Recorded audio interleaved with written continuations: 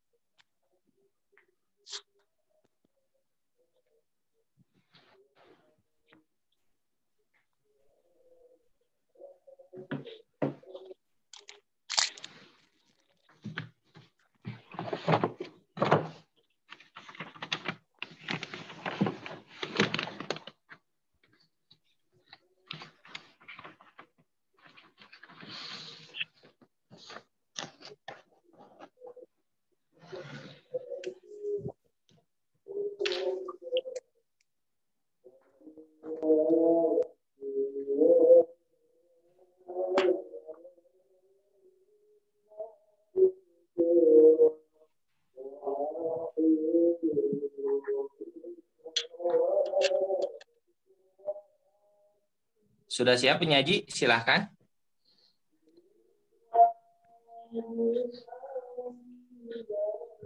Ini penyaji pertama belum ada, Pak. Kalau penyaji kedua, silahkan pada pendidikan matematik Fala Al-Farisi. Ya, Pak. Ya. Baik. Assalamualaikum warahmatullahi wabarakatuh. Waalaikumsalam warahmatullahi wabarakatuh. Bismillahirrahmanirrahim. Wassalatu wassalamu ala asrofil anbiya'i wal mursalin wa ala alihi wa sahbihi ajma'in amma ba'd. Sebelumnya perkenalkan saya Fala Al-Farisi dari Pendidikan Matematika 2018. Izin sedikit berbagi pengetahuan tentang etika pergaulan Islami dalam konteks masyarakat global dan multikultural. Ya, di sini saya sengaja di bold bersikap prioritas. Kenapa saya bold ini sikap prioritas? Karena saya mengajak teman-teman untuk bersikap prioritas dalam menanggapi pergaulan konteks masyarakat multikultural ini. Nah, prioritas yang saya maksud di sini adalah sikap mengakui, menghargai, dan toleransi adanya keberagaman atau kemajemukan. Serta dari sikap prioritas itu sendiri, saya menurunkan 4 poin Yang pertama yaitu menumbuhkan sikap toleransi. Seperti yang teman-teman ketahui ya, toleransi itu dasar bagi kita untuk menciptakan kehidupan yang damai dan harmonis, baik dalam masyarakat, agama, maupun berbudaya. Bagaimana firman Allah Subhanahu wa taala dalam surat Al-Kafirun ayat ke-6, "Lakum dinukum waliyadin." Untukmu agamamu dan untukku agamaku. Di dalam surat ini Allah memerintahkan kita sebagai umat muslim untuk menghormati penganut agama lain. Kemudian yang kedua, sikap kasih sayang terhadap makhluk Tuhan. Ya, sebagaimana sabda Nabi Muhammad SAW dalam hadis riwayat Ahmad yang berbunyi, orang-orang yang penyayang niscaya akan disayangi pula oleh Allah. Makanya sayangilah penduduk bumi, niscaya penduduk langit pun akan menyayangi kalian. Hadis ini menjelaskan dan memerintahkan kita sebagai umat muslim untuk menebar rasa kasih sayang terhadap makhluk Tuhan yang ada di bumi, tanpa memandang orang itu dari mana, sukunya apa, negaranya apa, warna kulitnya apa, bahkan agamanya pun sekalian. Kita tidak boleh memandang orang itu dalam konteks tertentu. Karena di sini Nabi memerintahkan kita untuk menyayangi penduduk bumi, bukan menyayangi golongan tertentu. Oleh karena itu, untuk menyikapi etika pergaulan Islami dalam konteks masyarakat global dan multikultural ini, saya mengajak teman-teman untuk menebarkan sikap kasih sayang terhadap makhluk Tuhan tanpa memandang bulu. Dan yang ketiga, ada berlaku adil. Bagaimana firman Allah Subhanahu wa taala dalam surat Al-Mumtahanah ayat 8, Allah tidak melarang kamu berbuat baik dan berlaku adil terhadap orang-orang yang tidak memerangi karena agama dan tidak mengusir kamu dari negerimu. Sesungguhnya Allah menyukai orang-orang yang berlaku adil. Di dalam surat ini, Allah tidak melarang kita umat muslim untuk berbuat baik dan berlaku adil kepada siapapun. Surat ini waktu itu dulu diturunkan waktu para sahabat Nabi takut untuk menjalin silaturahmi kepada keluarga-keluarganya yang masih kafir dan jadi musyrik dan belum memeluk agama Islam. Namun Allah tahu keadaan umat waktu itu. Allah menurunkan wahyu kepada Nabi Muhammad untuk menyuruhkan kepada para sahabat bahwa bersilaturahmi itu baik, bahkan berlaku adil kepada siapapun itu wajib hukumnya bagi orang Islam. Tidak memaksakan keyakinan terhadap pemeluk agama lain. Bagaimana firman Allah Subhanahu wa taala dalam surat Al-Baqarah, penggalan surat Al-Baqarah ini, la ikraha fid din. Tidak ada paksaan dalam memeluk agama. Jelas, Allah di sini melarang kita sebagai umat muslim untuk memaksa dan menghardik orang-orang yang bukan beragama Islam untuk memeluk agama Islam. Karena pada dasarnya perbedaan itu adalah sunatullah. Sebagaimana yang disebutkan di dalam Al-Quran surat Al-Hujurat ayat 13. Hai manusia, sesungguhnya kami menciptakan kamu dari seorang laki-laki dan seorang perempuan, dan menjadikan kamu berbangsa-bangsa dan bersuku-suku supaya kamu saling mengenal. Sesungguhnya orang yang paling mulia di antara kamu di sisi Allah ialah orang yang paling takwa. Jadi pada dasarnya kita tuh di mata Tuhan itu sama. Perbedaan yang paling mencolok adalah ketakwaan.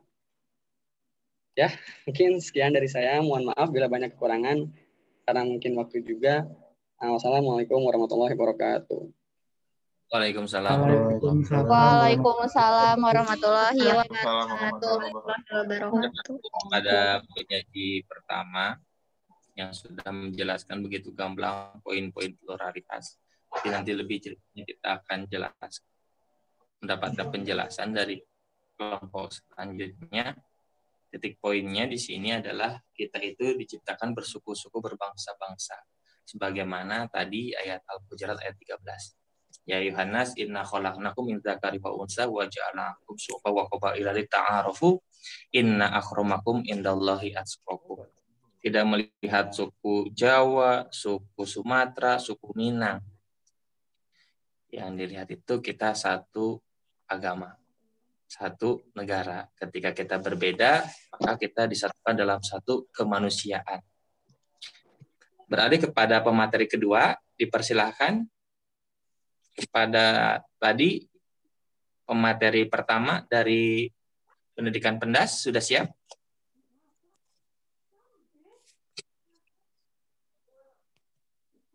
Ada? Oke, ke pemateri ketiga, silahkan. Pada pemateri ketiga, ada tidak pemateri ketiga?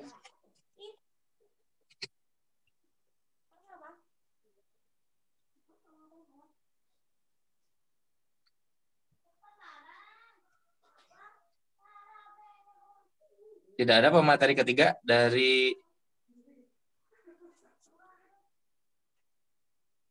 Bahasa dan Sastra, Rahma Fauzia. Sudah siap? Silahkan.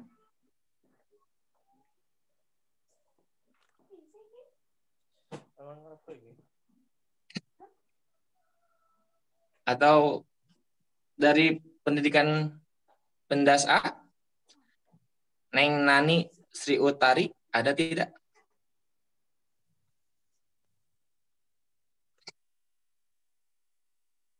Oke, kayaknya tidak ada. Langsung kita ke diskusi dulu. Bisa mendengar suara Bapak? Bisa, Pak. Oke, Rahma katanya sudah ada. Silakan Rahma. Di-unmute dulu.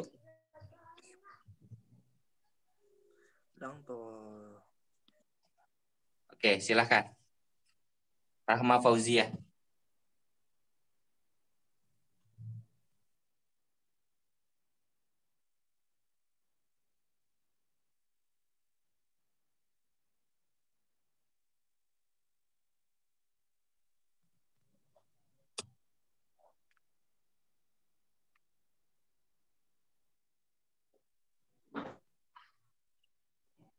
Suaranya nggak kedengaran, Rahma.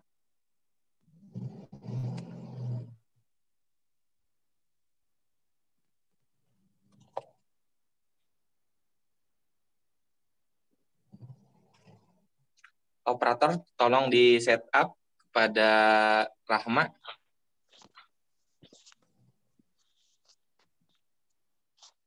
Suaranya tidak muncul, Pak. Sepertinya ada koneksi gangguan di Rahmanya.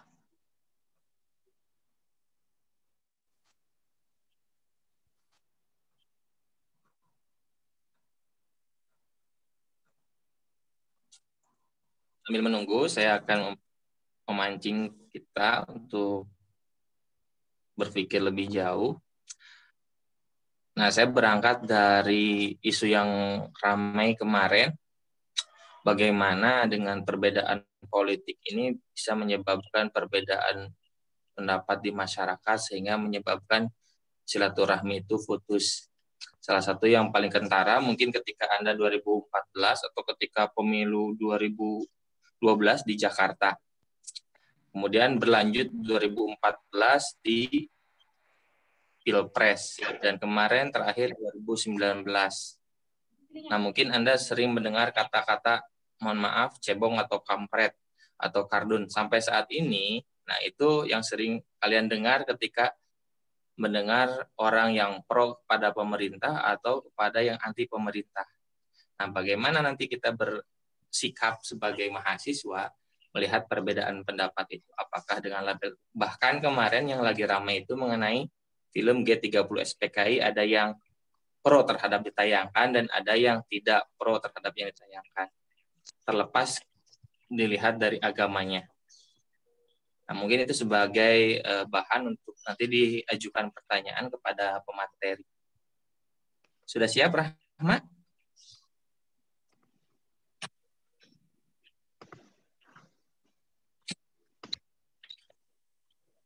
Sambil menunggu Rahma, dan saya ingin meng-highlight bagaimana Nabi Muhammad SAW mempersaudarakan antara kaum Ansor dan Muhajirin. Bagaimana pendekatan yang Nabi lakukan. Oke, alhamdulillah sudah siap. Neng Nani, penyaji pertama. Tes 1, 2, 3, apakah ada suaranya? Ada. Silakan. Ini Rahma. Rahma, Oke, Bapak. Rahma, silakan. Baik, Rahma. Mohon maaf Bapak, tadi ada kendala. Bismillahirrahmanirrahim. Assalamualaikum warahmatullahi wabarakatuh. Perkenalkan, nama saya Rahma Fauziah dari Prodi Pendidikan Bahasa dan Sastra Indonesia B. Di sini saya ingin menyampaikan beberapa pembahasan, ada beberapa poin dari judul Etika Pergaulan Islami dalam konteks masyarakat global dan multikultural.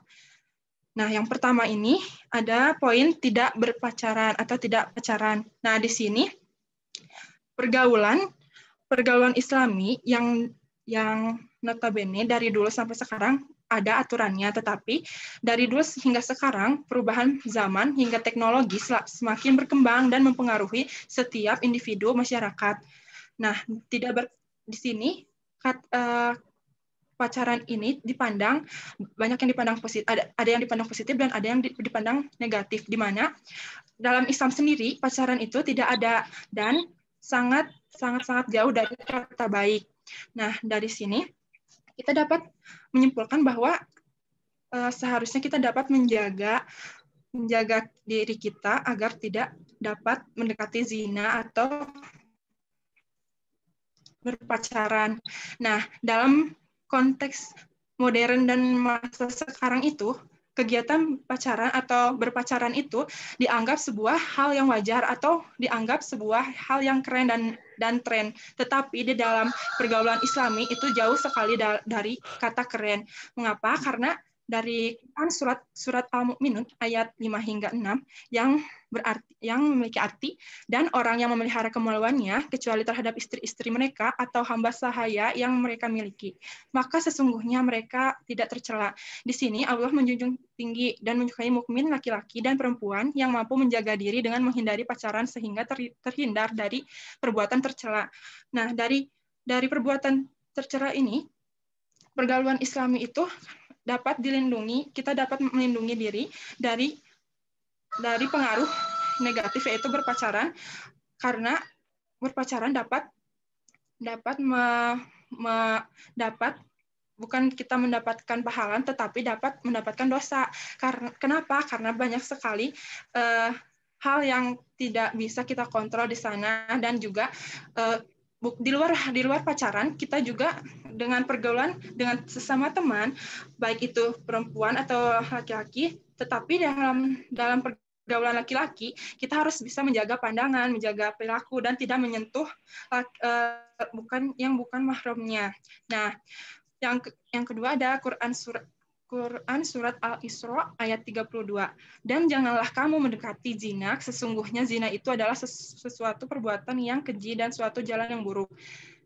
Nah, kemudian ada poin kedua, menjaga ucapan secara langsung atau tidak langsung. Nah, di sini teman-teman, dalam pergaulan Islami, dalam konteks masyarakat global dan multikultural, bagaimana kita menyatukan perbedaan kita menjadi hal yang positif, di mana kita di antara teman kita dengan teman, dan kita pergaulan kita dengan sesama masyarakat harus menjaga ucapan secara langsung atau tidak langsung, baik itu ucapan memang di depan orangnya atau di belakang orang atau melalui media sosial, karena kita lahir dari berbeda.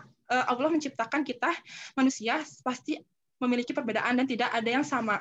Nah, bagaimana jika kita melakukan kegiatan mengucapkan yang tidak baik tentang si A, sedangkan si A itu merasakan kalau mengetahui dia itu diomongkan yang tidak baik dan tidak benar, tetapi si A itu sebenarnya tidak bisa mengontrol, dia tidak sedih karena dia juga ingat kepada Allah. Kalau kita ada yang berbuat jahat kepada kita harus berbuat baik kepada mereka. Nah, tetapi bagaimana dengan misalkan ada orang lain yang si B yang memiliki hati yang peka gitu, terlalu peka, mungkin bukan kekurangan ya, tapi mungkin kepribadian yang berbeda. Bagaimana jika kita melakukan ucapan yang tidak baik tentang teman kita itu, dia tersinggung, lalu sakit hati, lalu sedih, dan dari situ kita berangkat bahwa pergaulan Islami kita harus menjaga ucapan kita, karena semua yang kita lakukan akan dipertanggungjawabkan di akhirat nanti. Nah, yang ketiga, ada melihat kelebihan orang lain, bukan mencari tahu keburukannya. Nah, di sini menurut saya pergaulan Islami melihat kelebihan orang lain itu lebih bermanfaat bagi kita. Karena bagaimana kita lahir dari berbagai budaya, dari berbeda latar belakang, perbedaan latar belakang di sini, kita bisa menyatukan suatu hal positif di dalamnya. Jadi setiap orang, yakinlah Allah menciptakan kita sebagai manusia, memiliki kelebihan dan hal unik yang bisa kita banggakan. Nah, maka dari itu kita bersama teman, saling mendukung, saling menghargai, tolong menolong, mendukung dalam kebaikan, mendoakan, sopan santun, dan menghormati. Di sini juga sopan santun dan menghormati termasuk kepada etika pergaulan Islami kepada orang tua, kepada orang yang lebih tua dari kita. Nah, adapun Allah Subhanahu wa taala berfirman, tidak ada kebaikan dari banyak pembicaraan rahasia mereka, kecuali pembicaraan rahasia dari orang yang menyuruh orang bersedekah atau berbuat kebaikan atau mengadakan di antara manusia. Barang siapa berbuat demikian karena mencari keridhaan Allah, maka kami akan memberinya pahala yang besar. Quran surat An-Nisa ayat 114. Rasulullah SAW juga bersabda, keselamatan manusia tergantung pada kemampuannya menjaga lisan. Nah, di sini kita dapat menjaga lisan kita, dapat menjaga dalam pergaulan, menjaga tingkah laku dan hati kita, di mana kita saling mendukung menuju ke kebaikan dan saling menghargai sesama manusia, walaupun sesama teman, menghargai atau sesama masyarakat yang berbeda budaya atau bahkan berbeda agama. Seperti itu. Terima kasih. Assalamualaikum warahmatullahi wabarakatuh. Waalaikumsalam warahmatullahi wabarakatuh. Beri aplaus. Waalaikumsalam warahmatullahi wabarakatuh. Warahmatullahi wabarakatuh. Nanti ditanyakan, tolong dikondisikan chatnya. Kalau nanti tadi ada putus berjamaah, silakan nanti Anda tanyakan, atau pacaran syar'i, silakan nanti Anda tanyakan di sesi diskusi, sesi tanya jawab. Nah, yang Bapak bisa ambil kali ini adalah cinta itu fitrah. Nah, bagaimana nanti menyalurkan fitrah itu dengan baik, dengan benar? Nah, nanti mungkin ada penjelasannya. Sebelum itu dijawab, mari kita dengarkan penyajian terakhir dari penyaji pertama kita, yaitu Neng Nina. Pada Neng Nina dipersilahkan. Neng Nani. Nanti, Pak. Oh, mohon maaf. Silahkan. Semangat Nani.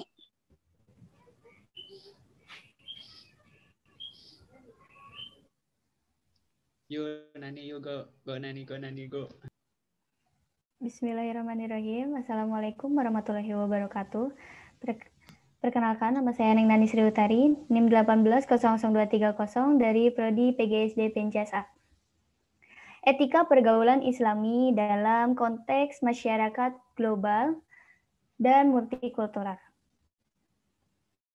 Agama Islam masuk ke Indonesia tidak dalam kekosongan budaya, melainkan kaya akan budaya-budaya nenek moyang yang sudah mendarah daging seperti warna dasar negara Indonesia. Agama kemudian datang menjadi warna lain di Negara Kesatuan Republik Indonesia.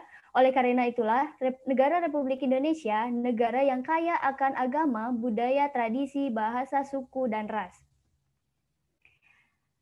Etika pergaulan Islami dalam konteks masyarakat global. Yang pertama, kita harus saling menghargai maupun ke teman sebaya, ke orang yang lebih tua, ataupun yang umurnya di bawah dari kita. Yang kedua, tolong menolong. Lalu ada berbuat baik. Kita harus berbuat baik karena kalau kita berbuat baik, tapi kita berbuat baiknya, mohon maaf, tadi kemut. Tapi berbuat baiknya tanpa ada imbalan sepeser pun, karena tanpa kita mengharapkan timbal dari perbuatan kita, Allah akan ganti yang setimbal. Lalu ada tutur kata yang sopan santun.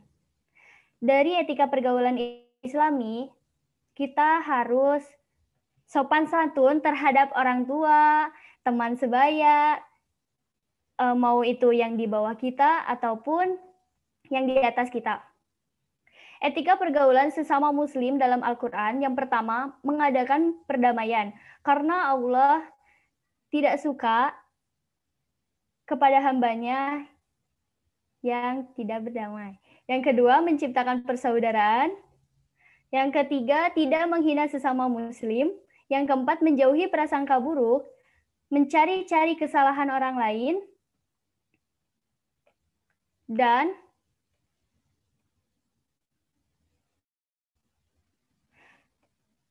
menggunjing. Yang kelima, saling menghargai satu sama lain. Dan yang terakhir, keenam, berkasih sayang terhadap sesama muslim. Lalu, kita harus memiliki sikap multikultural. Sikap multikultural ini merupakan sikap yang terbuka terhadap perbedaan, baik perbedaan agama, suku, maupun bahasa. Bagi mereka yang memiliki sikap multikultural ini meyakini bahwa apabila perbedaan tidak dikelola dengan baik, maka akan menimbulkan konflik. Zakiyudi Baidawi mengatakan, pendidikan multikultural adalah suatu cara untuk mengajarkan keagamaan. Mengapa demikian? Multikultural diaplikasikan pada semua jenis mata pelajaran dengan cara menggunakan perbedaan-perbedaan kultural yang ada pada siswa. Seperti misalnya fakultas saya sendiri, mungkin fakultas saya, fakultas FEOK, kulturnya itu mungkin berbeda dengan fakultas yang lainnya. Begitupun sebaliknya, fakultas yang lain mungkin berbeda dengan fakultas saya. Lalu seperti perbedaan etnis, agama, bahasa, gender, ras, dan kemampuan pun pasti ada. Apalagi di fakultas saya, olahraga, kemampuan dari skill, dan segala macam mungkin berbeda-beda kemampuannya. Lalu ada menjaga hubungan baik, mempunyai rasa hormat atau toleransi satu sama lain. Menjaga hubungan baik antar sesama, dan mengakui martabat kita sebagai sesama atau disebut etika global. Mempunyai rasa hormat terhadap manusia sebagai sesama yang mempunyai kesamaan martabat dan kehormatan. Di sini ada salah satu hadis. Apa yang dianggap baik oleh kaum muslimin, maka hal itu pun merupakan kebaikan menurut Allah Subhanahu wa taala. Hadis riwayat Ahmad. Terima kasih. Assalamualaikum warahmatullahi wabarakatuh. Waalaikumsalam warahmatullahi wabarakatuh. Waalaikumsalam warahmatullahi wabarakatuh. Semangat, Nani. Berikan aplaus kepada pemateri terakhir kita. Nani, semangat, Nani. Terima kasih kepada pemateri terakhir kita.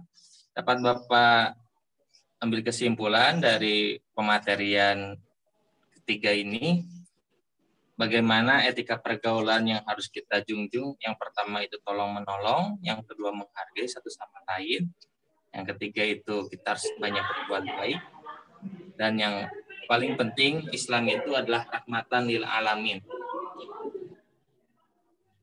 Nah, sekarang sebelum siap-siap pertanyaannya ditampung yang dari chat tadi. Dari pertama mengenai pluralitas, kemudian yang kedua tadi tataran praktisnya. Salah satunya adalah kita tidak boleh pacaran, ucapan kita dijaga dan diperkuat tadi oleh saudari Nani. Etikanya sangat jelas sekali, tolong-menolong, menghargai, berbuat baik. Dipersilahkan kepada penanya untuk bertanya. Sebutkan nama dan NIM serta kelasnya. Enggak? Apa boleh nanya, Pak? Silakan. Ya, perkenalkan, saya Farji dari Pendidikan NIM 1804022. Mau menanggapi tadi yang pacaran yang menurut siapa sih, teh siapa? Pak Rahmah, Nani?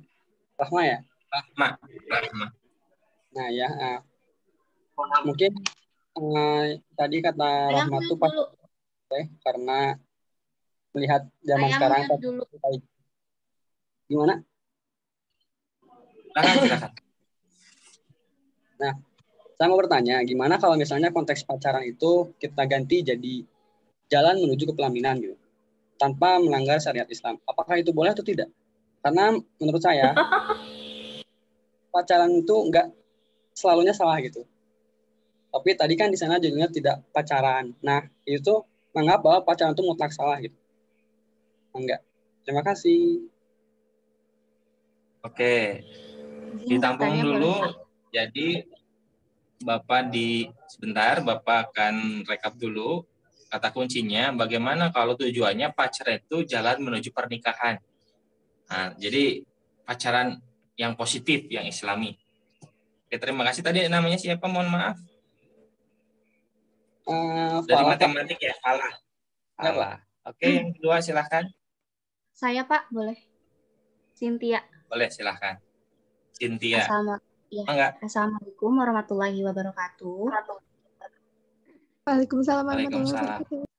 Perkenalkan, nama saya Cynthia Setia Syahyani, NIM 1800834 dari Pendidikan Bahasa dan Sastra Indonesia B. Izin bertanya Pak, melanjutkan tadi pematerian yang pacaran nih Pak. Sekarang kan lagi ada fenomena ta'aruf ya Pak ya. Banyak banget artis, public figure yang menjadikan ta'aruf itu seperti tren gitu Pak. Tapi setelah dilakukan, sepertinya nilai-nilai ta'aruf itu tidak semestinya yang sesuai dengan Al-Quran gitu. Nah, saya mungkin ingin bertanya, sebetulnya ta'aruf itu seperti apa? Nilai-nilai yang sesuai dengan Al-Quran seperti apa? Seperti itu, Pak. Terima kasih. Pertanyaannya bagaimana ta'aruf kita menerapkan nilai-nilai atau mengimplementasikan nilai ta'aruf yang sesuai dengan Al-Quran dan hadis dari Cynthia Sastra B, Bahasa Indonesia. Lanjut, silahkan. Ya, saya ingin bertanya, Pak. Boleh? Boleh. Silahkan, Farah. Nama saya Farah Maulida Salsabila, NIM 1801244 dari Prodi Pendidikan Bahasa dan Sastra Indonesia. Ingin bertanya khususnya tentang temanya itu sendiri ya. Jadi pertanyaan saya, bagaimana jika lingkungan di sekitar kita, baik lingkungan masyarakat maupun lingkungan sekolah, tidak mendukung yang namanya pergaulan Islami? Ya, seperti itu. Terima kasih. Tutorialnya seperti apa? Iya, Pak. Contoh realnya seperti apa? Misalkan lingkungannya yang heterogen itu seperti apa? Misalkan jadi minoritas. Ya. Misalkan di minoritas gitu. Anda ada di posisi di minoritas, ditempatkan misalkan Anda di Papua misalkan ketika kerja, ya. Atau seperti apa? Dan itu tidak jadi misalnya saya ada di kondisi di mana masyarakat di sekitar itu non-Islam gitu. Dan banyak sekali terjadi seperti tabrak budaya. Jadi kita berada dan tetap bertahan dengan pemikiran saya bahwa pergaulan Islam. Jadi seperti apa solusinya? Bapak dapat poinnya. Nah, bagaimana kita di lingkungan atau yang kurang mensupport untuk menjalankan etika Islami tersebut. Misalkan nanti Anda SM3T atau misalkan PPL atau nanti ke luar negeri, yang mana notabene lingkungan Anda itu bukan lingkungan yang support. Nah, yang support terhadap perilaku Anda. Bagaimana kita selaku Muslim menyikapinya. Oke, silakan selanjutnya. Terima kasih, Farah. Saya, Pak. Boleh. Sambil menunggu jawaban, tolong pada pemateri di list siapa yang mau jawab mana yang mana. Jadi Bapak akan batasi sampai 5 penanya terlebih dahulu untuk term sekarang. Silahkan, Nafisa. Baik, perkenalkan nama saya Nafisa Nurul Iza, NIM 1800867 dari Pendidikan Bahasa Indonesia B. Sebenarnya ini lebih menanggapi kerangkuman Bapak barusan ya, bahwa kilas balik dalam masyarakat kita, dalam persaudaraan Islamnya kadang masih belum kuat gitu ya Pak ya, melihat ke ada perbedaan-perbedaan pandangan sedikit mengakibatkan permusuhan dan perpecahan. Nah, terutama kalau misalnya ada pemilu atau pilkada ya Pak ya, itu kan suka ada perbedaan sisi. Nah, itu kan suka terjadi penimbulan permasalahan. Lalu juga jika saya melihat fenomena sekarang itu, orang-orang cenderung berpendapat gimana ya Pak? Jadi ada fenomena yang disebut open minded. Jadi open minded itu kan orang yang berpikiran terbuka, kayak tadi Teh Nani disebut ya, sikap multikultural itu sikap yang terbuka. Nah, tapi sayangnya masih banyak orang yang apa ya, kata-katanya seenaknya saja gitu dan berlindung di balik kata open minded tersebut begitu. Nah, ini kira-kira bagaimana ya Pak menanggapi orang-orang seperti ini? Kita harus bersikap bagaimana?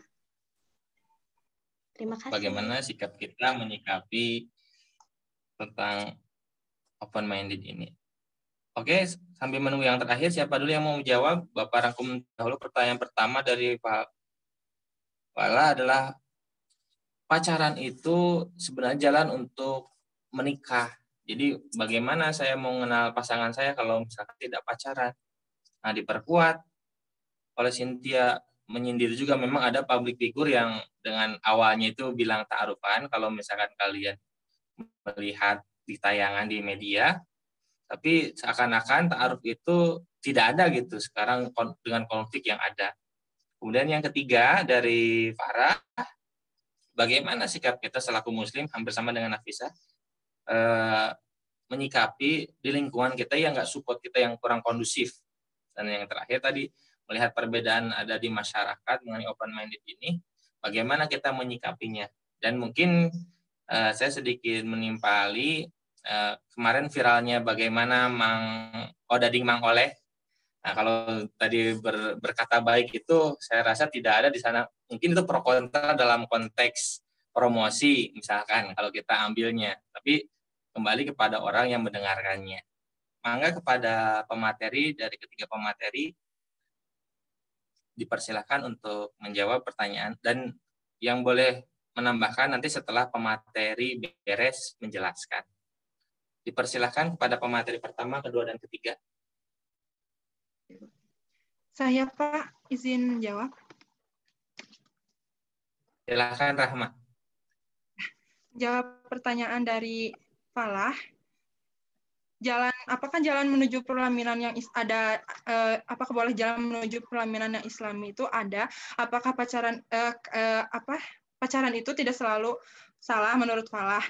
Nah, tetapi dalam Islam pacaran itu dilarang dalam Islam, dan dalilnya sebagai berikut. Yang pertama, pacaran termasuk zina. Dalam dalilnya yaitu Quran surat Al-Isra ayat 32. Yang kedua, pacaran itu menciptakan kemurkaan Allah Subhanahu wa taala.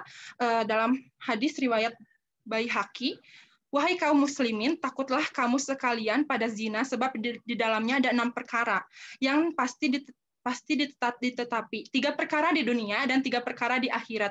Adapun 3 perkara di dunia adalah hilangnya kewibawaan wajah, pendeknya umur, dan kekalnya kefakiran. Sedangkan 3 perkara di akhirat adalah murka Allah yang maha barokah dan maha luhur, jeleknya hisab dan siksa akhirat. Yang ketiga, membangkitkan nafsu. Dimanapun siapapun yang mengatakan pacaran itu bisa syariat atau pacaran itu bisa tidak melanggar aturan Islam, itu salah. Mengapa? Karena namanya pacaran saja dalam Islam sudah dilarang dan tidak diperbolehkan. Nah, yang ketiga, membangkitkan nafsu ini tidak boleh berpacaran karena dapat membangkitkan nafsu. Dalam Quran surat Al-Ahzab ayat 32. Artinya, hai istri-istri Nabi, kamu sekalian tidaklah seperti wanita yang lain. Jika kamu bertakwa, maka janganlah kamu tunduk dalam berbicara, sehingga berkeinginanlah orang yang ada penyakit dalam hatinya dan ucapkan perkataan yang baik. Kemudian, pacaran itu rugi waktu. Dalilnya hadis riwayat Bukhari. Dari Abdullah bin Umar, ia berkata, Rasulullah Shallallahu Alaihi Wasallam memegang kedua pundakku seraya bersabda, jadilah kamu di dunia ini seakan-akan kamu orang asing atau orang yang melewati suatu jalan. Ibnu Umar berkata, apabila kamu berada di sore hari, janganlah kamu menunggu atau melakukan sesuatu hingga pagi hari datang. Apabila kamu berada di pagi hari, janganlah menunggu melakukan sesuatu hingga sore datang. Gunakanlah waktu sehatmu untuk menghadapi sakitmu dan waktu hidupmu untuk menghadapi matimu. Nah, dari dalil ini juga saya berpendapat waktu kita di dunia itu tidak ada yang tahu bagaimana kita akan dipanggil dengan Allah dengan kondisi seperti apa. Dan siapkah kita dipanggil oleh Allah sedetik ke depan? Misalkan saya sedang presentasi ini. Saya sedang presentasi, saya bisa ngomong di sini, saya sehat sekarang, tapi saya nggak ada yang tahu kalau saya ini bisa saja 5 detik ke depan saya dipanggil Allah, saya meninggal. Nah, di situ menjaga kita juga dari perbuatan yang dilarang Allah dan menjaga hati kita. Yang kelima, kegiatan pacaran itu boros. Dalam Quran Al-Isra, dan janganlah kamu menghambur-hamburkan hartamu secara boros, sesungguhnya pemboros itu adalah saudara syaitan. Yang keenam, merusak hubungan sosial. Dari merusak hubungan sosial di sini terdapat pacaran yang dapat menyebabkan menyebabkan hubungan sosial dan pergaulan Islam dengan teman dan menjadi renggang karena persoalan pacaran itu, entah apa itu yang ada masalahnya, tetapi pacaran dapat merusak hubungan sosial karena sudah dalam masalahnya saja sudah ada masalah, dari kata pacaran saja sudah dilarang, apalagi kalau pacaran itu dapat mengundang masalah. Nggak mungkin semua di sekitar kita tidak tahu kalau si A itu pacaran terus putus. Nah, ketika putus mungkin bakal menjadi sebuah masalah di berbagai pihak ya, walaupun tidak diketahui oleh orang tersebut. Yang ketujuh, menjadi bodoh. Mengapa menjadi bodoh? Karena dari pacaran itu kegiatannya kan tidak sangat dilarang oleh Allah Subhanahu wa taala. Nah, menjadi bodoh mengapa?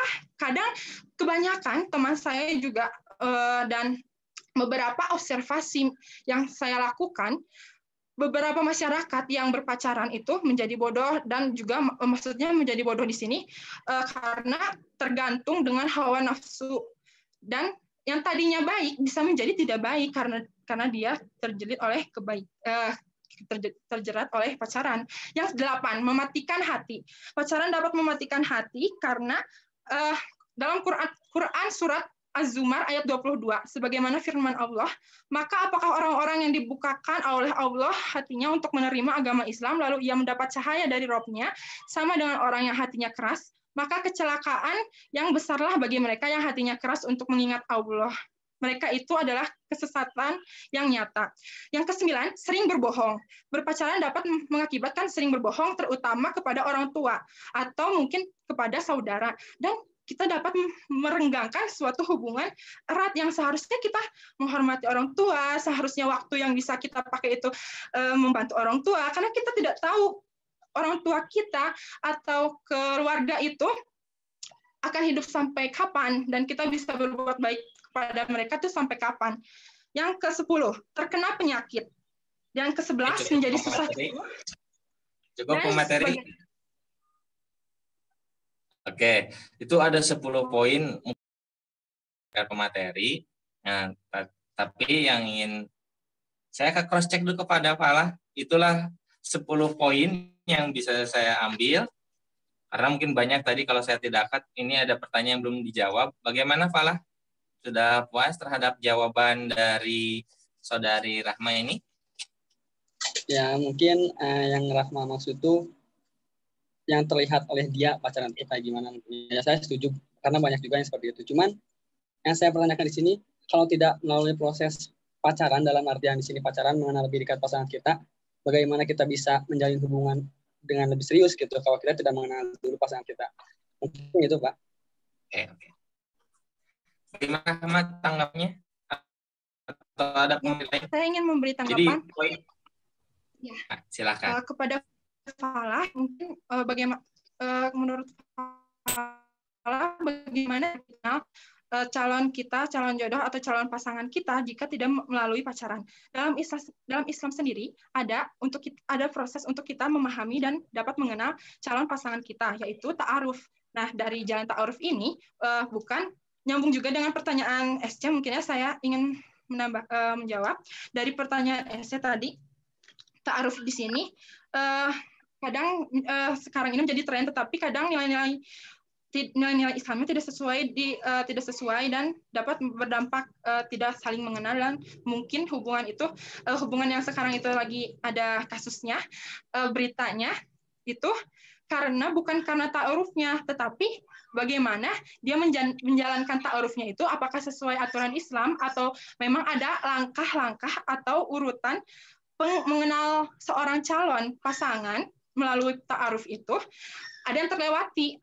Nah, contoh kasusnya yang lagi hangat sekarang itu di berita, mengapa jadi hubungannya putus, karena padahal niatnya itu dan mengawali hubungannya itu dengan hal baik, yaitu ta'aruf. Mengapa? Karena ta'aruf di sini kan intinya itu saling mengenal, tetapi dari kasus berita itu tidak mengenal ibunya siapa dan tidak mengenal bagaimana sosok yang ingin dilamarnya, dan mungkin bagaimana mereka berdua itu tidak saling mengenal. Nah, waktu ta'aruf juga bukan merupakan waktu yang singkat ya. Kalau bisa Boleh sampai meluruskan mengenal. pertanyaan saya, Kak? Ya, Oke, silakan. iya boleh. Iya, jadi yang saya tanyakan di sini kan sekarang fenomena ta'aruf cukup hangat ya diperbincangkan. Terlebih lagi ta'aruf ini sudah ke jenjang pernikahan. Nah, banyak gitu fenomena yang memang saya lihat sekarang itu proses ta'aruf yang saya nggak tahu sih prosesnya seperti apa. Tapi setelah ta'aruf menikah, lalu menikahnya hanya seumur jagung, setelah itu bercerai. Sedangkan kan dalam Islam perceraian itu sangat dibenci oleh Allah Subhanahu wa taala. Nah, yang saya ingin tanyakan sebetulnya nilai-nilai ta'aruf yang sesuai dengan Islam itu seperti apa, dan bagaimana tanggapan Bapak atau tanggapan pemateri yang lain terkait dengan fenomena ta'aruf yang sedang ramai diperbincangkan khususnya di negara kita saat ini seperti itu. Oke. Terima kasih. Pada Rahma, Bapak skip dulu. Silahkan tanggapannya kepada pemateri yang lain. Silahkan kepada Nani dan tadi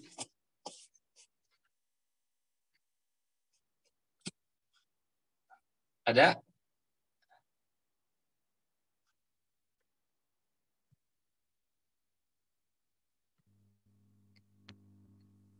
Falah, silakan Falah. Ya Pak. Tanggapannya? Mau menanggapi tapi bukan pemateri, boleh tidak Pak? Boleh silakan. Ya. Silakan, tadi yang mau nambahkan. Silakan Tapi Wahyu. mungkin dari pemateri, oh ya, boleh deh. Bismillahirrahmanirrahim. Perkenalkan, nama saya Wahyu Aji dari Pendidikan Kimia 17A. Ya. Mungkin ini tentang ta'aruf mungkin ya. Jadi ada 2 kriteria itu tentang ta'aruf dan juga pacaran mungkin. Mungkin kita ke ta'aruf dulu yang belum clear. Kalau dari saya gitu ya, menurut saya itu memang yang namanya ta'aruf itu ya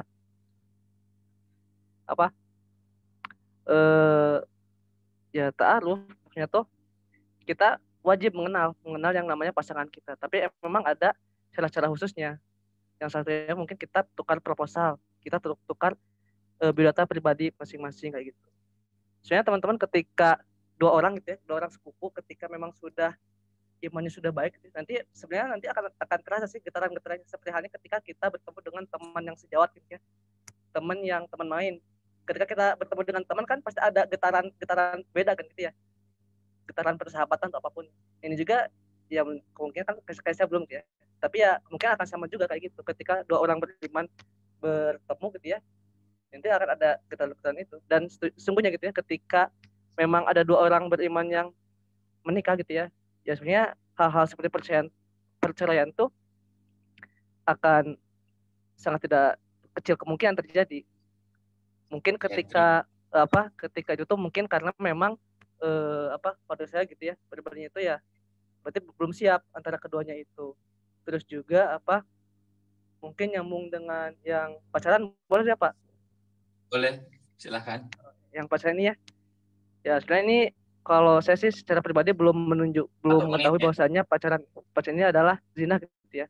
Tapi memang pacaran ini bisa mendekati ke zina, dan juga zina juga kan ada bermacam-macam ya. Ada zina hati, zina mata, zina pendengaran gitu ya.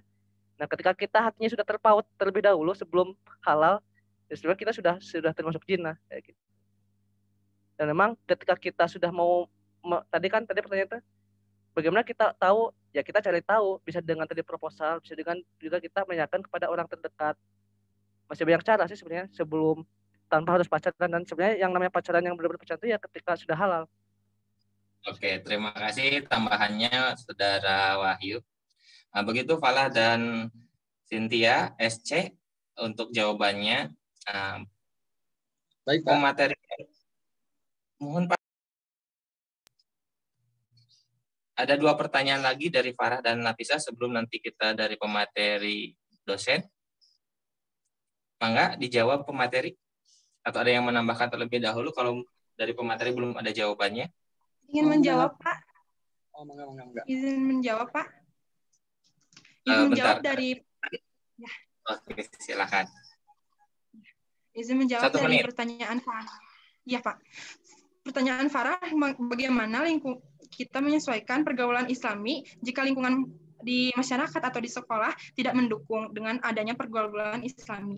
Nah, di sini pergaulan Islami, kita sebagai Muslim dan beragama Islam, dari keluarga dulu, pendidikan Islami itu kan, maka pas saat kita keluar dari keluarga, kondisi di masyarakat atau di lingkungan, kita harus memegang prinsip kita, bagaimana kita menjalankan kehidupan ini dengan berpedoman Al-Quran dan hadis, dan bagaimana kita melakukan etika pergaulan Islami itu ya tergantung keyakinan kita, bukan tergantung masyarakat itu setuju atau tidak, suka atau tidak.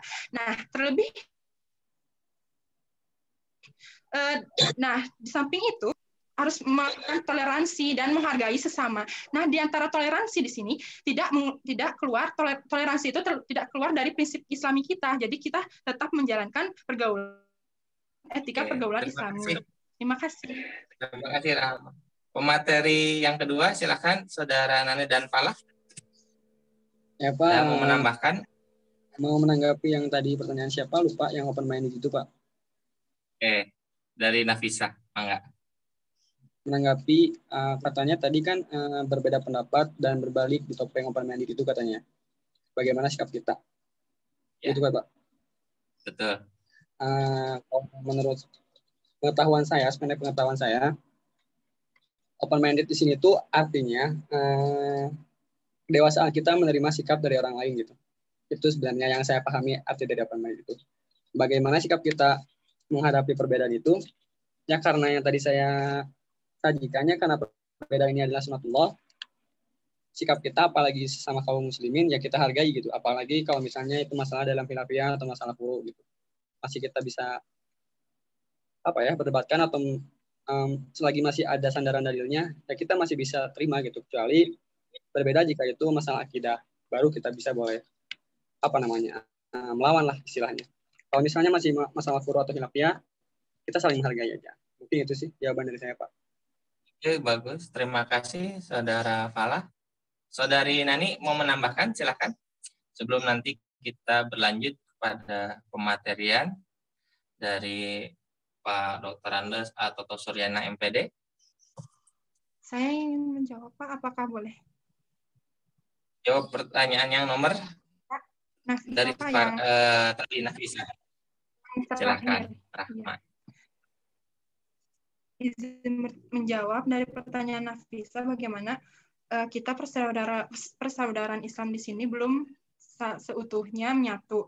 Nah, belum kompak untuk bersama-sama menghargai. Nah, di sini solusinya bagaimana kita membuka pikiran kita dengan memikirkan hal positif, bukan memikirkan hal yang negatif, sehingga kita dapat menghindari permasalahan yang ada dan tidak terjadi perpecahan di antara kita. Bagaimana kita semua manusia ini kan memiliki perbedaan, tetapi kita dapat menyesuaikan perbedaan itu menjadi sebuah hal yang baik jika kita mengalihkan pikiran kita ke hal positif atas sesuatu konteks itu. Terima kasih. Oke, terima kasih. Boleh menambahkan, Pak? Boleh silahkan Saudari Cynthia SC, siapa Pak. tadi? Oke, Cynthia SC, mangga. Ingin menambahkan terkait pertanyaan dari Nafisa tentang open-minded di sini ya. Jadi menurut saya open-minded ini adalah bagaimana kita tidak merasa bahwa diri kita itu paling benar. Jadi kita sebagai umat muslim yang beragama harus lebih menghargai dan menghormati orang lain, tidak merasa paling benar sendiri terhadap kehendak yang kita miliki. Sebagaimana ini juga ada dalam Al-Quran, surat An-Najm ayat 32, yang berarti, janganlah kamu mengatakan dirimu suci, dialah yang paling mengetahui tentang orang yang bertakwa. Jadi untuk penilaian sesuatu hal itu tetap oleh Allah Subhanahu wa Ta'ala. Gitu. Jadi kita tidak bisa menghakimi orang lain, tidak bisa memaksakan kehendak kita kepada orang lain seperti itu. Lebih ke saling menghargai dan menghormati satu sama lain. Menurut saya seperti itu, Pak. Karena cara berpikir kita yang merasa bahwa kita paling benar itu akan membawa kita ke hal yang salah gitu. Jadi akhirnya tuh pemicu kebencian gitu. Bukan hal yang baik, malah jadinya saling benci gitu. Mungkin itu sih, Pak. Terima kasih. Terima kasih Saudari Cynthia.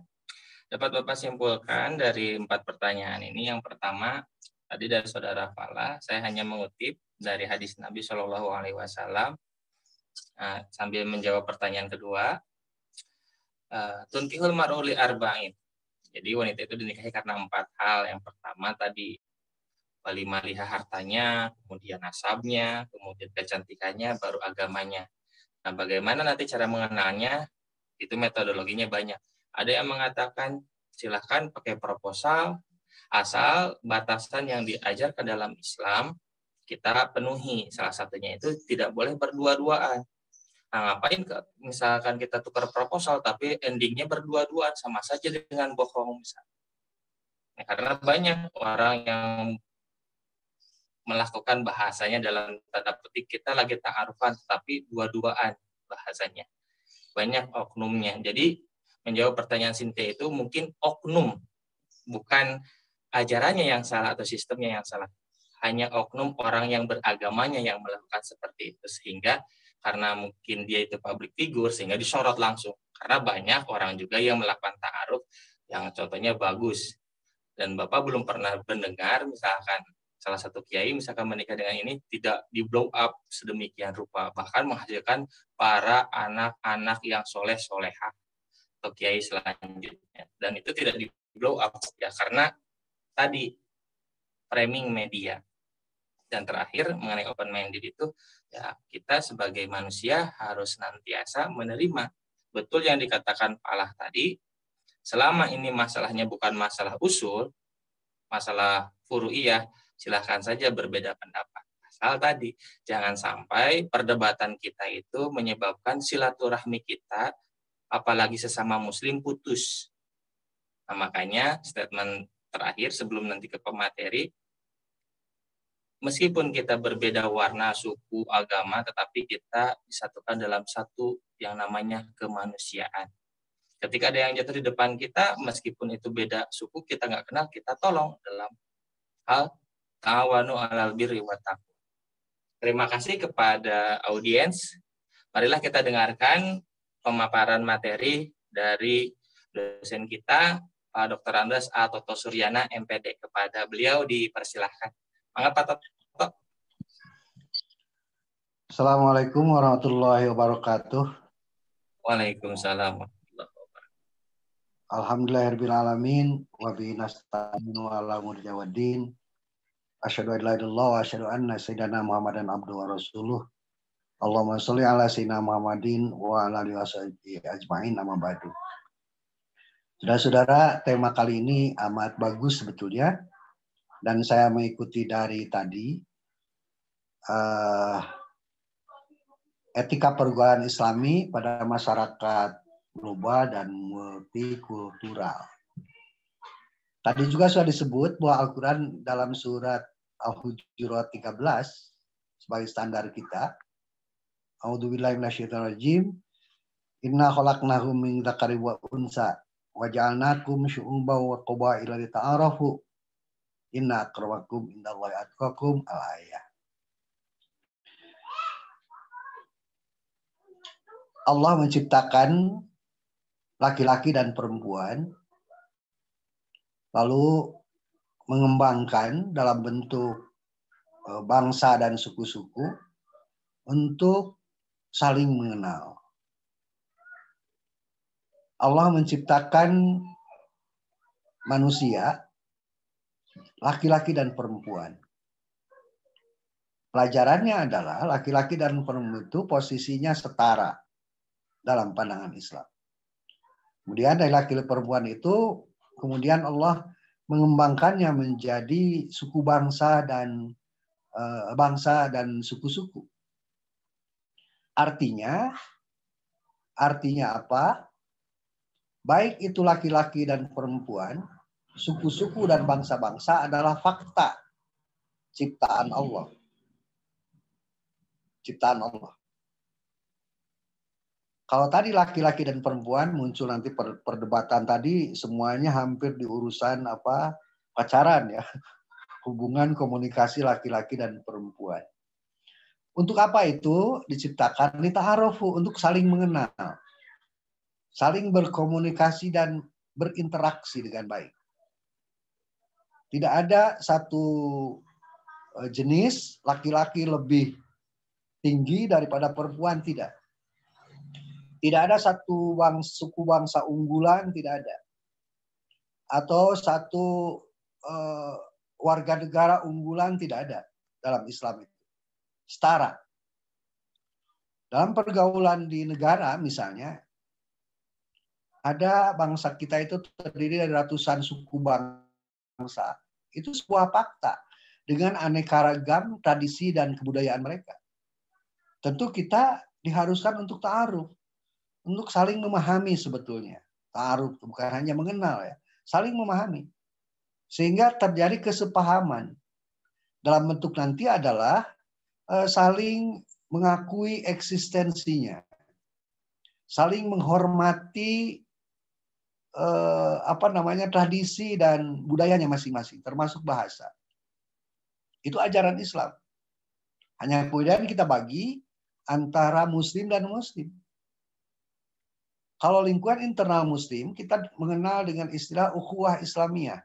Tapi juga kita mengenal ukhuwah Sa'biyah, ukhuwah Watoniyah, persaudaraan sesama warga negara, persaudaraan sesama bangsa, bahkan persaudaraan sesama manusia. Itu Islam menghargai banget. Bahkan jangan-jangan kepada manusia ya, kepada binatang pun Islam mengajarkan untuk menempatkannya secara wajar. Nggak boleh itu misalnya penyiksaan pada binatang dan sebagainya. Apalagi pada manusia. Oleh karena itu, titik berat sebetulnya dari tema ini adalah bahwa umat Islam harus mengakui eksistensi dari perbedaan keragaman yang ada. Baik keragaman suku, keragaman budaya, maupun keragaman agama. Keragaman agama adalah, umat beragama adalah fakta. Islam mengajarkan toleransi, menghormati eksistensi agama lain dan menghormatinya. Kita ingat ya para pendahulu kita. Ketika Salahuddin Al-Ayyubi waktu itu masuk ke Palestina, ya, menaklukkan Palestina dalam perang salib. Palestina itu terdiri dari orang-orang Yahudi dan Nasrani. Sebagian Islam. Itu bertepatan dengan tanggal 25 Desember masuknya ke situ. Bertepatan juga dengan 1 Syawal. Artinya hari Lebaran waktu itu bertepatan dengan hari Natal. Apa yang terjadi? Setelah masuk ke dalam pengumuman, lalu pidatonya amat terkenal, Hari ini adalah hari tanggal 1 Syawal. Mari kita gemakkan yang muslim, gemakkan takbir, tahmid, dan tahlil. Bagi Anda yang Kristen, ini hari Natal. Silahkan Anda bunyikan genta-genta di gereja. Bagaimana genta di gereja bersamaan dengan suara takbir. Itu suatu penghormatan yang luar biasa. Padahal kekuasaan ada di tangan Salahuddin Al-Ayyubi pada saat itu. Terjadikah pembantaian terhadap orang-orang yang ditaklukkan oleh pasukan Islam? Tidak, sama sekali.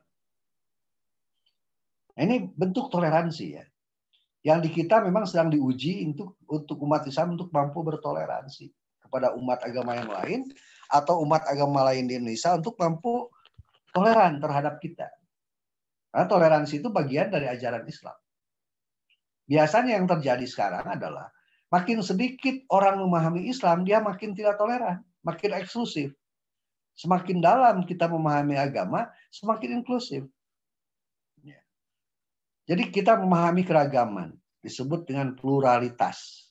Yang kita tolak adalah pluralisme. Pluralisme itu sebuah ideologi yang menyatakan semua agama sama. Orang yang punya idealisme pluralisme, dia punya banyak keyakinan terhadap agama. Itu yang kita tolak. Sementara sikap pluralitas, bagaimana kita menghargai, mengakui, ya, menghormati adanya keragaman, khususnya agama, itu bagian dari sikap kita. Ingat, bedakan ya, pluralisme dengan pluralitas. Yang ditolak adalah pluralisme. Semua agama diyakini benernya. Gitu. Secara internal kita hanya Islam. Bagi kita hanya Islam. Tetapi dalam pergaulan sosial kita mengakui keragaman mereka. Dan kita hargai eksistensi mereka. Itu dalam konteks bernegara maupun bermasyarakat di dunia. Masyarakat dunia ya. Dalam konteks bernegara saja kita mengakui, silahkan. Mengakui. Ada toleransi. Kita toleran pada mereka dalam urusan sosial, ekonomi, budaya, dan lain sebagainya. Tapi yang dimaksud kerjasama juga silahkan. Kerjasama dalam sosial, ekonomi, budaya, politik, bangsa silahkan. Yang tidak boleh itu kerjasama dalam urusan ibadah. Itu yang disebut lakum dinukum waliyadin. Itu urusan ibadah. Kalau Anda punya teman Kristen, Anda nggak usah Anda ikutan ke gereja. Walaupun cuma main gitar, saya cuma main gitar, nggak usah, itu ritual, itu ubudiyah. Anda tunggu di luar kalau mau jalan-jalan bareng.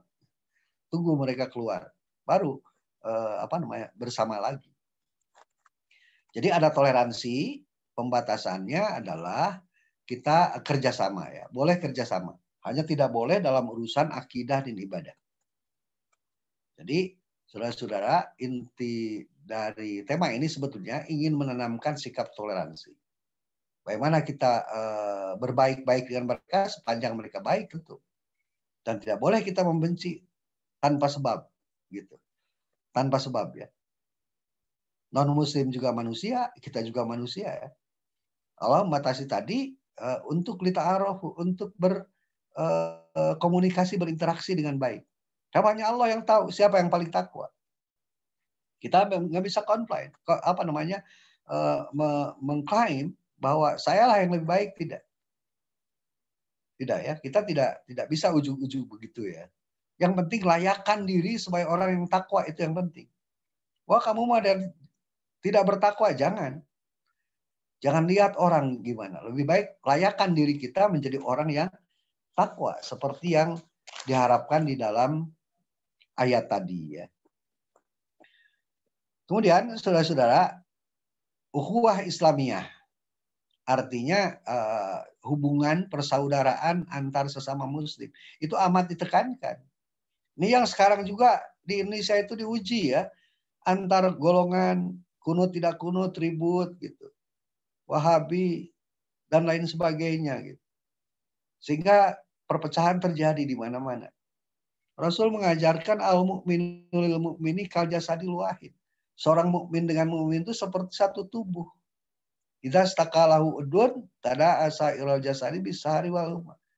Apabila salah satu anggota tubuh terluka, maka yang lain merasakan demamnya. Betapa eratnya hubungan ukhuwah Islamiyah ini, persaudaraan sesama muslim ini. Bahkan malam yahtamma bi umuril mu'minin falaisa minhum, kata Nabi. Siapa yang tidak peduli, yang cuek terhadap urusan orang Islam, dia bukan muslim. Jadi harus care kita ya, harus care. Dalam ketatanegaraan kita, hubungan antar sesama anak bangsa, maka kembangkan sifat toleran tadi. Termasuk toleran internal umat Islam. Toleran kita. Kebetulan ada kunut, yang lain tidak, nggak usah Anda saling hantem. Gitu. Yang paling tahu mana yang paling benar kan hanya Allah. Hanya Allah yang tahu. Yakini saja yang kita lakukan itu yang benar. Ujungnya ibadah adalah keyakinan. Keyakinan. Kalau Anda suka kunut, yakini. Kunutlah bagi saya yakin kunut Rasulullah. Anda tidak kunut, yakini saja Rasulullah tidak kunut. Sah. Yang bisa kita tangani, yang bisa kita pikirkan adalah sah dan batal. Karena ada indikatornya. Yang tidak bisa kita pahami adalah, kita ketahui adalah diterima atau tidak. Itu hak prerogatif Allah. Jangan coba klaim ya. Jangan coba klaim. Saudara-saudara, dalam pergaulan global di dunia ini, saat ini umat Islam memang dalam kondisi tidak bagus. Seluruh aspek ekonomi, sosial, budaya dikuasai oleh non-muslim di tingkat global ya. Karena mengapa? Ya, kita harus pahami sejarah ya. Kita itu diwariskan oleh umat Islam yang kebetulan sedang dalam kondisi jumud atau kondisi stagnan. Sehingga ilmu pengetahuan, ekonomi, sosial, budaya kita ketinggalan. Karena itu pada menjelang abad ke-15 saat ini, dan Anda memasukinya dan akan hidup pada abad ke-15 Hijrah, harus mampu merebut itu. Sehingga dalam tata pergaulan internasional global, maka umat kembali memang. Ya, kamu mah suaranya delay, dan chatnya delay. Mati. Kenapa? Oh, laptopnya. Di mute dulu. Host. Yang HP itu mau diambil. Host di mute dulu yang rame di mute.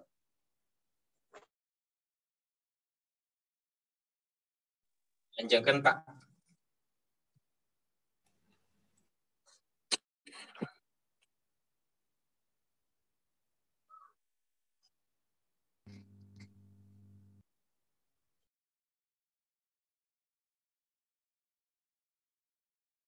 Suara patolnya dinyalakan kembali.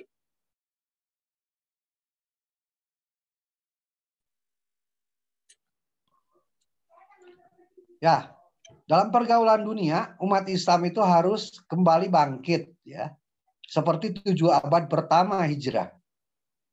Di mana peradaban dunia itu dipimpin oleh umat Islam. Eropa masih dalam kondisi dark age atau zaman kegelapan. Karena itu ilmu pengetahuan hampir semua dirintis oleh umat Islam. Sayang 7 abad berikutnya, abad ke-7 sampai 14 di mana kita hidup, kita dalam kondisi stagnan. Nah itu harus saudara sadari semua, karena saudara pemimpin di masa depan, maka rebut kembali. Mulai dari percaya diri sebagai muslim. Ya. Anda diciptakan Allah sama dalam Quran tadi ya. Anda dengan orang Amerika sama saja potensinya. Tinggal Anda berani nggak untuk maju ke depan, tampil, memimpin. Itu aja. Sedikit saudara moderator ke pertanyaan ya. Pertanyaannya itu rame tadi di pacaran ya. Pacaran. Pacaran itu apa sih? Kalau pacaran itu menurut teman saudara ada 10 poin tadi, pasti haram. Sayangnya berebut pacaran haram atau tidak itu tidak per definisi. Coba mulainya dari definisi. Apa itu pacaran? Bikin definisi. Kalau definisinya semacam itu boleh, kalau definisinya tidak begitu boleh. Tidak boleh. Kalau ada 10 poin tadi, itu jelas haram. Tapi apakah pacaran semacam itu? Gitu. Macam itu. Kalau saya misalnya ya, kalau saya yang tua ini misal membuat definisi tentang pacaran semacam ini, saya setuju nggak? Pacaran adalah mengenal lebih dekat calon pasangan dalam rangka memilih dan mempertimbangkan dan mengambil keputusan sebagai pasangan sesuai dengan syariat Islam. Kalau definisinya itu boleh nggak pacaran? Boleh, Pak. Ya, pacaran boleh kalau definisi, karena itu mulainya dari definisi yang sama. Jadi tidak debat kusir. Apa itu pacaran? Bikin definisi gitu. Apakah ada pernikahan itu ada konsep pernikahan Islam itu? Ada. Khitbah. Khitbah itu adalah isinya, khitbah itu kalau di kita itu disebut lamaran ya, lamaran. Isinya adalah ta'aruf, mengenal lebih dekat calon pasangan. Tadi Pak Hilman menyebut tunkahul mar'ah li arba'in. Dinikah seorang perempuan karena 4 hal. Li jamaliha, karena cantiknya. Itu nggak perlu lama itu. Semenit kelihatan itu. Kedua, wali maliha, latar belakang ekonomi. Itu nggak bisa semenit. Wali hasabiha, dan latar belakang keturunannya. Itu tidak bisa sehari itu. Wali diniha, dan latar belakang agamanya. Keberagamaannya. Tidak bisa semenit itu. Apa keberagaman hanya ditandai dengan berkerudung? Enggak kan? Artinya ada yang disebut proses khitbah. Khitbah itu memilih dan memilah. Ujungnya khitbah itu bisa putus, bisa menikah. Ada gitu Pak, konsep putus dalam Islam? Ada. Nabi menyebut, la yakhtubu ala khitbati akhihi. Jangan kamu mengkhitbah, meminang perempuan yang sedang dipinang orang lain. Berarti dari meminang ke pernikahan ada waktu. Hatta yatruka. Sampai si peminangnya meninggalkan perempuan itu. Dalam bahasa hari ini putus. Au ya'zana lahul khatib. Atau si peminang mengizinkan kamu untuk meminang perempuan itu. Berarti mual kumanihna. Mual diteruskan. Putus.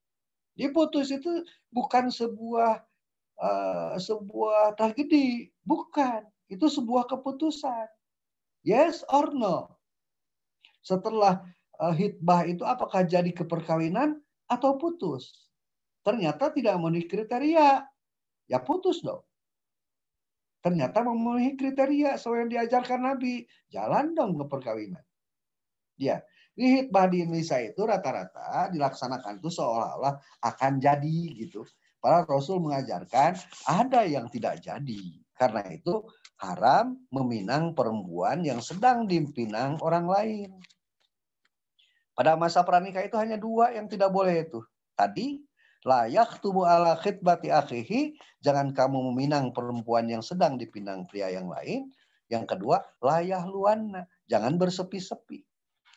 Bagaimana prakteknya? Silakan, kita punya metode banyak kan. Apakah proposal seperti tadi, apakah nyuruh seseorang menyelidiki latar belakang dan sebagainya, apakah ngisi dulu disurvei dulu misalnya lewat penelitian misalnya proyek penelitian, ya mangga silakan. Itu adat yang berbicara. Hanya jangan terjadi bahwa mendekati zina. Yang sering jadi sorotan itu pacaran di kita mendekati zina. Berdua-duaan di tempat sepi, itu yang haram. Khitbahnya sendiri ada diajarkan oleh Nabi. Ya. Khitbah diajarkan. Jadi, dan boleh perempuan menerima dan menolak orang laki-laki yang khitbahnya. Demikian juga laki-laki boleh untuk memutuskan calon pasangannya kalau tidak sesuai dengan.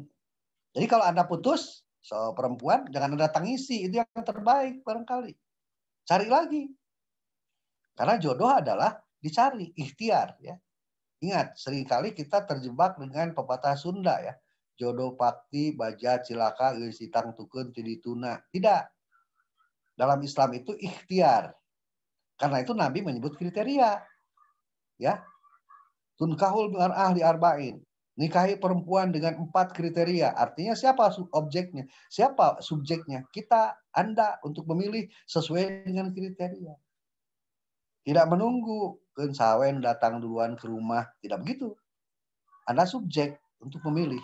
Boleh perempuan menolak calon pasangannya, boleh kalau tidak sesuai. Kalau ada mahasiswa yang WA ya, siapa tahu Pak ini jodoh saya. Jadi bagaimanapun saya tidak suka, saya terima. Kalau tidak suka jangan. Jangan. Anda tolak. Itu hak Anda. Hak Anda. Lalu ada pergaulan yang tidak Islami. Tentu lingkungan itu berpengaruh ya. Hanya Anda akan kuat. Anda harus kuat mempertahankan itu. Tidak larut pada lingkungan. Dan itu akan menaikkan derajat Anda. Dengan ujian yang berat, maka derajat Anda akan naik. Kalau Anda bisa puasa di tengah-tengah orang puasa, biasa itu. Jadi bagaimana Anda tetap mempertahankan puasa di tengah-tengah orang tidak puasa? Itu luar biasa. Tentu pahalanya lebih hebat dibanding dengan orang yang puasa di tengah orang puasa. Godaannya lebih berat. Anda harus sukses di situ dan derajat Anda akan naik ya. Lalu tadi open minded. Memang kita ini harus diajari terus-menerus ya, berlatih terus untuk terbuka pikiran itu. Perbedaan pendapat adalah sebuah keniscayaan. Keniscayaan. Yang mutlak itu Quran yang berbahasa Arab. Ketika diterjemahkan, ditafsirkan, memungkinkan untuk berbeda. Dan Allah Maha tahu itu. Karena itu kenapa harus memaksakan kehendak dan pikiran Anda? Kenapa Anda tidak mendengarkan dulu orang bicara? Lalu kemudian setelah itu Anda bisa menerima atau menolaknya dengan baik. Karena itu seorang muslim mestinya berpikiran terbuka. Jangan menutup dulu pikiran-pikiran selain dari ustadz saya. Itu bikin bodoh itu. Itu bikin bodoh ya. Ini yang menyebabkan banyak masalah di Indonesia karena sangat mengkultus individukan satu guru. Akhirnya membodohi dirinya sendiri. Seorang mahasiswa tidak boleh begitu. Anda bisa dengar dari berbagai kalangan. Sehingga wawasan Anda luas. Walaupun pilihan Anda tetap terserah Anda. Gitu. Baiklah moderator, saya kira udah waktunya hampir habis ya. Terima kasih kepada semuanya. Selamat kepada Anda semua ya, masih bisa tutorial SPAI dalam kondisi pandemi ini. Saya amat gembira hadir di tengah-tengah saudara. Tentu tadi hanya pancingan-pancingan saja untuk kemudian Anda pelajari lebih lanjut lagi di luar perkuliahan. Terima kasih Pak Hilman. Billahi taufiq wal hidayah. Wassalamualaikum warahmatullahi wabarakatuh. Waalaikumsalam warahmatullahi wabarakatuh. Nuhun Pak Toto. Berikan aplaus kepada pemateri. Warahmatullahi wabarakatuh. Baiklah, bisa dapat Bapak simpulkan dari pematerian kali ini dan sudah sangat lengkap. Yang pertama, jangan pernah menjadikan Anda sebagai muslim yang mengeksklusifkan diri.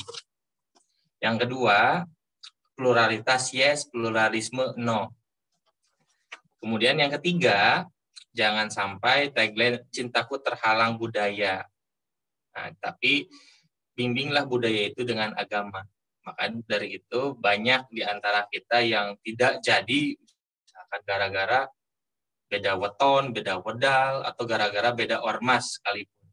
Karena banyak variabel untuk menyatukan dua hati jadi satu. Dan yang terakhir, jangan pernah mencari satu sumber saja, dari satu guru saja. Carilah Anda sebagai muslim yang sangat dibebaskan mencari, carilah guru sebanyak-banyaknya. Apalagi guru kehidupan.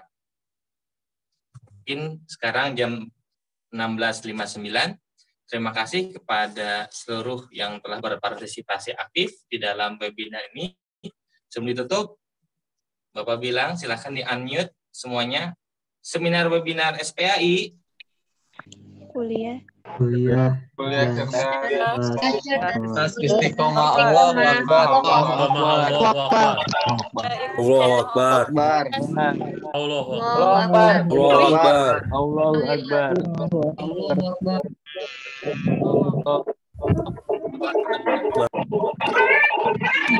Dengan doa subhanakallahumma wa bihamdika asyhadu an la ilaha illa anta astaghfiruka wa atubu ilaik. Assalamualaikum warahmatullahi wabarakatuh. Waalaikumsalam warahmatullahi wabarakatuh. Waalaikumsalam warahmatullahi wabarakatuh.